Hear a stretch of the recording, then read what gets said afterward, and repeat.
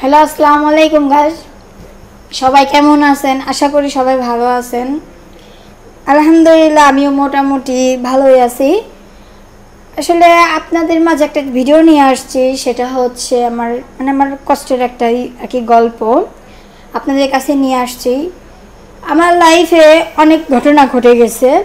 সেটা হচ্ছে আমার মা মনে করেন আমার মা দুইটা বিয়ে করছে।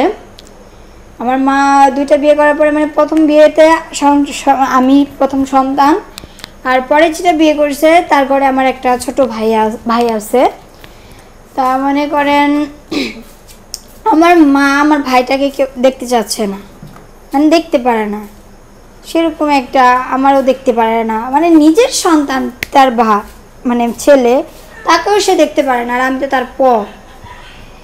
যাই হোক, এখন মনে করেন আমার অনেক কষ্ট, আমি এই সংসারটা অনেক কষ্ট করে চালাচ্ছি। আমি একটা গার্মেন্টসে চাকরি করি।